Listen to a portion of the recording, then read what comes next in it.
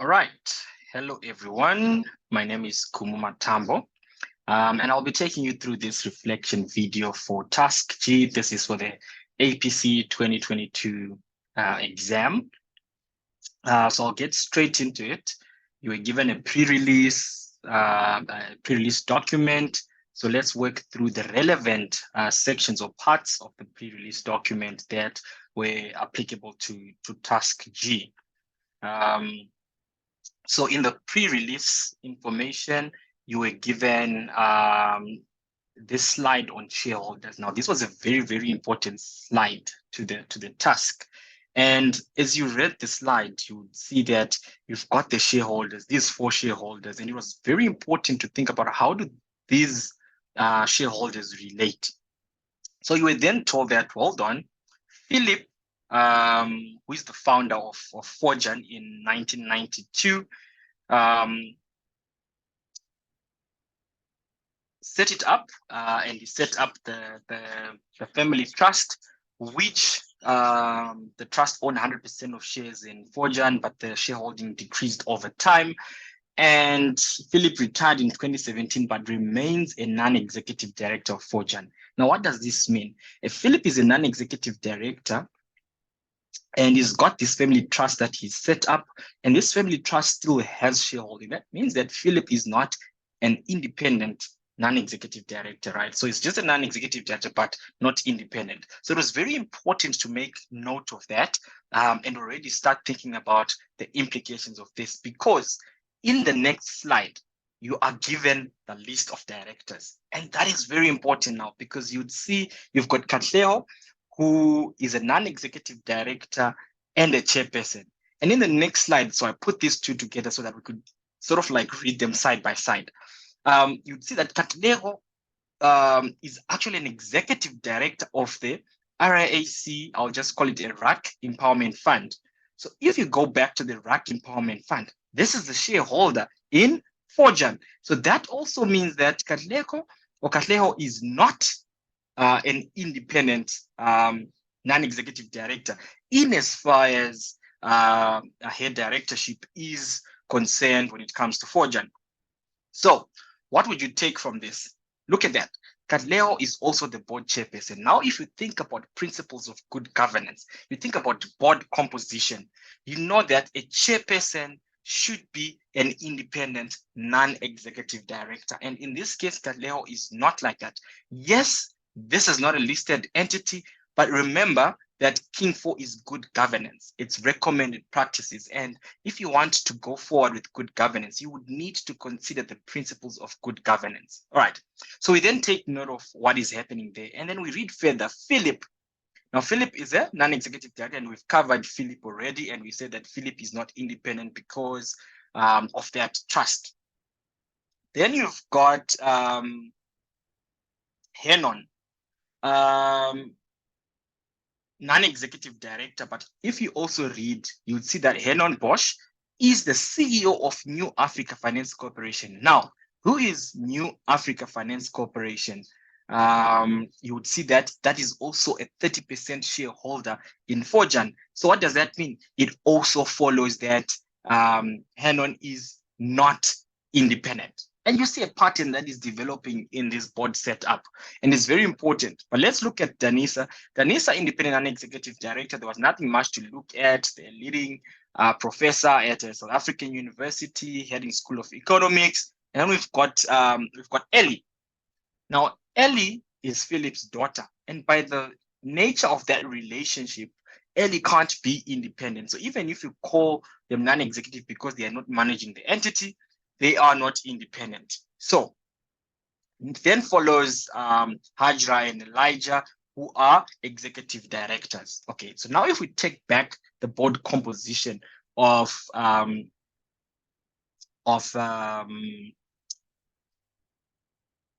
as recommended in Principle 7 of King 4, you would want to have a balanced board, balance of power, where you've got majority non-executive, and the majority of those non-executive must be independent.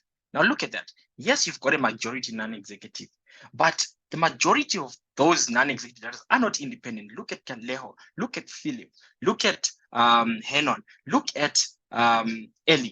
They are not independent. There's only one independent versus 4 non-executive directors. So there's no balance of power.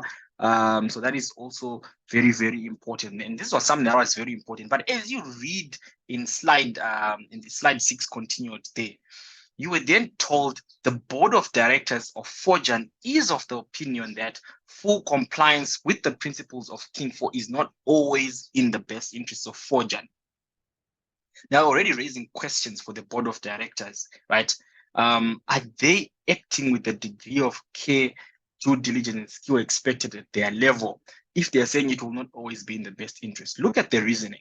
For example, the board believes that persons with an intimate knowledge of the casual dining industry are far more valuable as non-executive directors than persons who are appointed purely because they are independent. You can get independent non-executive directors that are knowledgeable and they've got an intimate knowledge about it as well.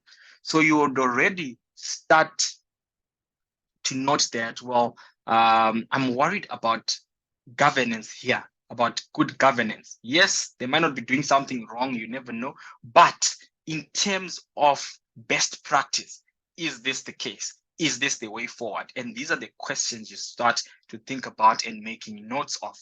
Right. If we continue with the pre-release information, we'll then get to document 7. Now, document 7 was an email that was forwarded to you by Elijah. This email was coming from Kahleo. So now Elijah says, hold on, please see the email below from our chairman. I am just looping you in as I may need some help in drafting or considering the terms of the agreement. And already you are thinking about possible tasks. What could you be asked to do?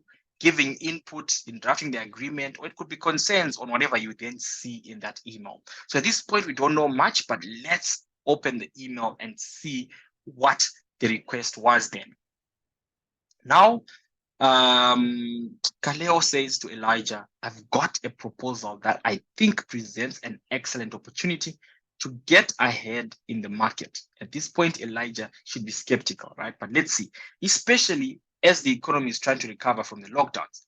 I'm sure you're familiar with one of our sauce and seasoning suppliers by the name of Flavorful. Okay, so this is one of our stakeholders, our suppliers. Okay, so what are you saying about this supplier? Let's read on. I have a monthly golf game with the CEO of Flavorful. So now we know that Kaleo has a relationship with the CEO of one of our suppliers.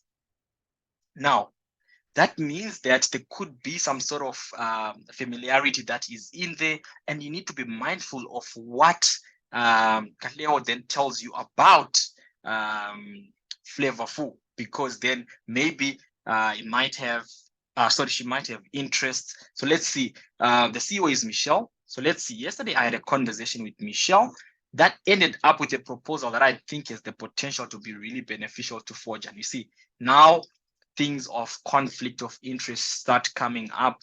And the proposal is that Fodjan enters into a 2-year exclusivity agreement with Flavorful, whereby Fodjan procures sauces and seasoning only from Flavorful, but at significantly discounted prices.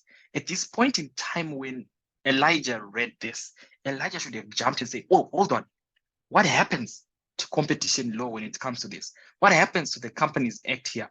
Do I have conflict of interest from the director here? Do I have personal financial interest maybe? Or if this director took some decision at that golf meeting, did this director act other than at a meeting as seen in the Companies Act in Section 74? These are considerations you start thinking about. You go back to best practice. Principle 1, directors leading ethically, right? Avoiding conflict of interest, knowing the laws and regulations applicable to the entity, transparency, integrity, and the story goes on. Setting a good good tone for ethical leadership. So Katlego then says, I really think this would be a great deal for Fodjan. Right. Let's read on. Of course, when I wear my RAC hat, it is important for me to point out that such a supplier contract would likely result in better profits for Fodjan. Right. Now, this is where you are thinking, well, hold on. If I think about the standards of directors' conduct in terms of Section 76 of the Companies Act, right? You must put the interests of the company first and not benefits of any other person other than the company, right? So that is something you're thinking about, the fiduciary duties, acting in the best interest, acting in good faith. Kaleo says, and ultimately dividend payments from the RSC so that it can repay its own funders as soon as possible. So there is that conflict of interest. After all, we shouldn't forget that first and foremost, I am here by virtue of being a nominee director representing the RSA's interest. So you see, Katlego is not independent here. And you would take this now and think, well, hold on. I know that we've got the issues with the Companies Act. We could have issues with best practice in King 4. But when Leo says, I'll be in touch soon, what do I expect to see? What should I envision when Katleo gets in touch?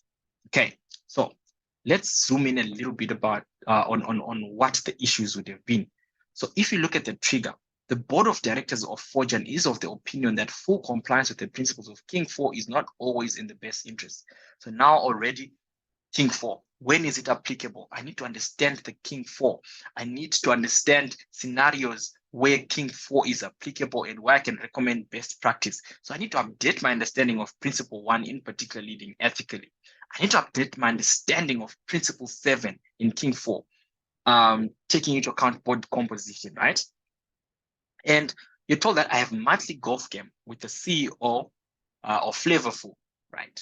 Now you need to update your understanding of the Companies Act. They're just acting other than at a meeting, Section 74. It's very important. What could you be asked? What could you anticipate being asked, right? Make recommendations to improve the corporate governance at Fodjan. We've already seen that the board composition and the decisions being taken, things are being taken lightly and not in the best practice and the best principles that are recommended by King 4. You need to review the proposal and share any concerns or suggestions. This would be an anticipated task, right? So what are your concerns? All these things we're starting to flag. Another issue, the proposal is that Fodjan enters into a 2-year exclusivity agreement with Flavorful, whereby Fodjan procures sauces and seasoning from Flavorful, but at significantly discounted practices. Now you're thinking, I need to obtain understanding of the impact of possible breaches in competition law. I don't know what the Competition Act says, but what is the impact of breaching any competition law? What could it bring to the business?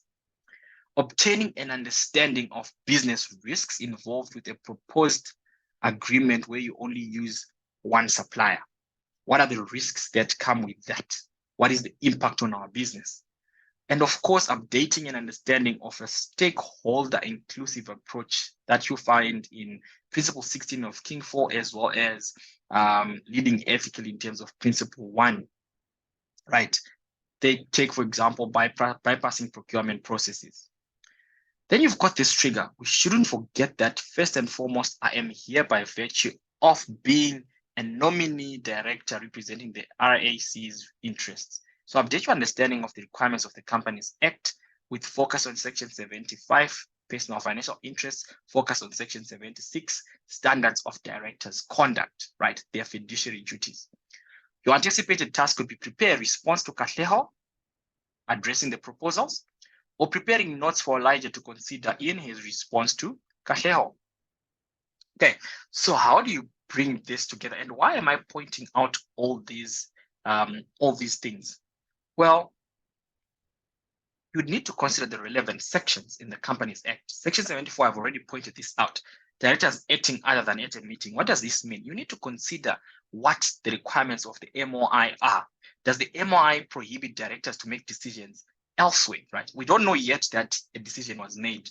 It's a possibility, but if it was made, it would need to be adopted by the majority of the directors, and necessary notice to directors, etc. should be in place for you to even say I'm complying with the Companies Act. So let's say, for instance, Kaleo took the decision at that golf meeting. This section would be applicable, right? Section 75, personal financial interest. They need to disclose any conflict of interest and then the procedures that need to be followed when such conflict is there. So that is something that is also very important. And section 76, this is one of the most important sections that you can never forget about, standard of directors' conduct. So whenever somebody tells you about fiduciary duties, this is what they're talking about. Not using the position of a director, like what Kateho seems to be doing in this case, or any information obtained whilst being a director, gain an advantage for the director or another person other than the company. In this case, another person would be RAC, right? It's a juristic person, right? Very, very, very important. Acting in good faith. Is Kahleo acting in good faith by bringing this exclusive agreement? The questions that you're bringing now, is this in the best interest of Fodjan, right? Is Kahleo acting with a degree of care, skill, and diligence that is or may be reasonably expected from the director? Now, Kahleo could be causing issues here, right? That's linked with important principles in King 4 becomes another important consideration. Principle 1 of King 4 is, many people think that King 4 is all about board composition and board committees. That is just two principles, Principle 7 and Principle 8, and possibly Principle 10, delegation to CEO, that people think King 4 is about. But King 4 is about 17 principles, from Principle 1 to Principle 17. And Principle 1 is one of the most important in umbrella cover, right? Leading ethically.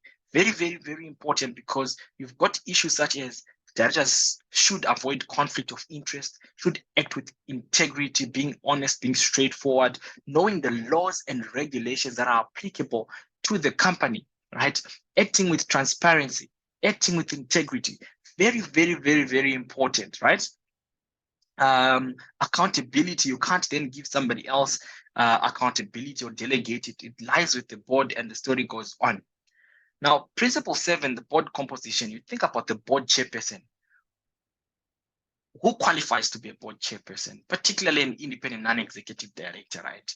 And in this case, we're seeing that our board chair is not independent, and already that issue of not being independent is clouding their judgment in saying, I'm here to represent the interest of RAC. Very, very, very important, right? Also, there's no balance of power, right? There are no independent non-executive directors that are more than the non-executive directors, right? Which are just not independent. So there's only one independent non-executive director, which could then cause problems. Now, Principle 16 is about a stakeholder inclusivity, right? Stakeholder relationships, making sure that as a company you adopt a stakeholder inclusive approach. What does that mean? As a company, as Fodjan here, they need to balance the needs of Fodjan, the needs, the interests, the expectations of all the other material stakeholders.